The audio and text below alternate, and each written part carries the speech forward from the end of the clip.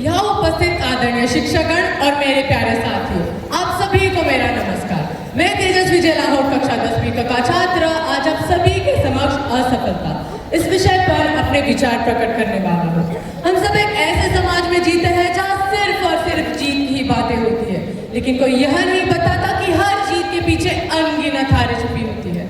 हम असफल होते हैं और हमें लगता है कि दुनिया रुक गई, लेकिन सच क्या है?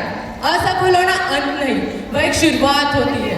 जब कोई बच्चा चलना सीखता है तो दर्जनों बार गिरता है।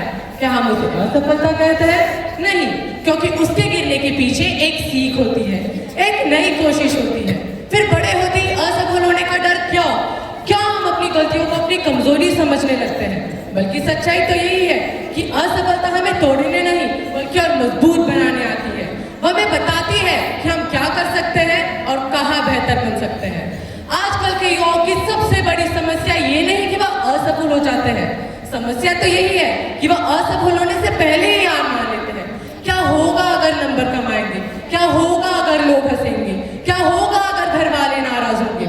यही डर हमें कोशिश करने से रोकता है। हम सपने बड़े देखते हैं लेकिन पहला कदम उठाने ही से ही डरते हैं। याद रखना, असफलता ही हमें सच्चा इंसान बनाती है और असफलता ही हमें जीत के लिए तैयार करती है।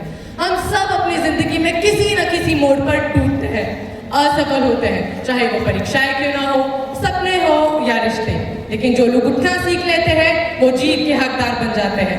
याद रखना, असफल होना बुरा नहीं, बुरा तो तब है जब आप असफल होकर उठने से ही इनकार कर दें। इसलिए कभी भी असफल हो जाओ तो खुद से बस इतना ही कहना, माना कि संघर्ष के दिन सबसे कठिन और तकलीफ भरे है, माना कि संघर्ष के दिन सबसे कठिन और तकलीफ भरे है, पर तू खुद पर विश्वास रख, ये दिन भी टल जाएंगे और यही दिन तुझे एक दिन और मजबूत बनाएंगे। धन्यवाद।